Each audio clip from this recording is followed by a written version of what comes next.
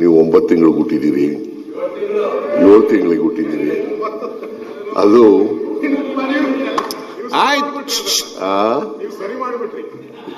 ಎಲ್ಲ 7 ತಿಂಗಳಿಗೆ ಹುಟ್ಟಿರೋದು ಅನ್ನೋದು ಇದೆಯಲ್ಲ. ನನಗೆ ಜಾನೇಂದ್ರ ಅವರೇ ಎಂತಕ್ಕೆ ಸುಮ್ಮನೆ ಆಯ್ತು ಸುಮ್ಮನೆ ಅದೆಲ್ಲ ಹೇಳ್ತಕ್ಕಂಥದ್ದು ಸರಿ ಇಲ್ಲ. ಅದು ಕಡತಿನ ತೆಗೆದಾಕಿ ಅವರು ಈಗ ಹೇಳಿದ್ದಾರೆ, ವಾಪಸ್ ತಗೋತೀನಿ ಅಂತ ಹೇಳಿದ್ದಾರೆ. ಸಾಕು, ಅಷ್ಟಕ್ಕೆ ನಿಲ್ಸೋಣ, ಮುಂದೆ ಹೋಗಿ.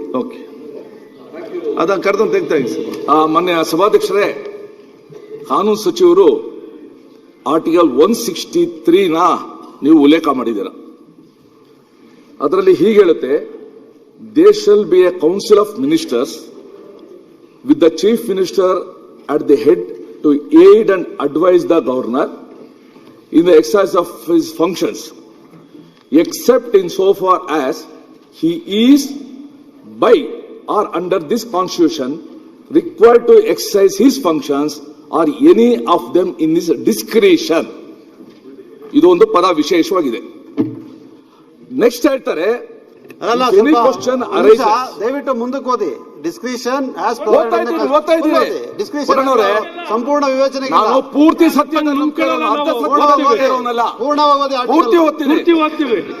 If any question arises whether any matter is or is not a matter as respects which the governor is by or under this constitution required to act in this discretion, the decision of the governor in his discretion shall be final ಅಂತ ಇದೆ. ಈಗ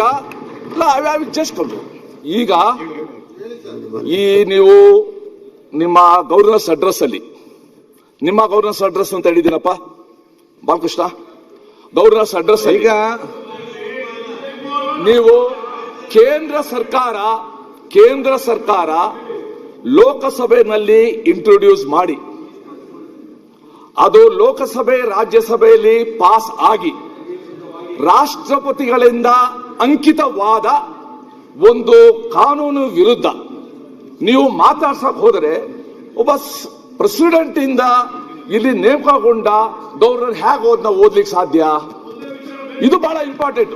ಇದನ್ನ ನೀವು budget ಅಲ್ಲಿ ಮಾತಾಡಿ, budget ಅಲ್ಲಿ ಇನ್ನೂ ಒಂದು 10 ಬೇರೆ ಬರೀರಿ, ಅದನ್ನ ನಾವೇನ್ ಬೇಕೋ ಡಿಫೆಂಡ್ ಮಾಡ್ತೀವಿ. ಆದ್ರೆ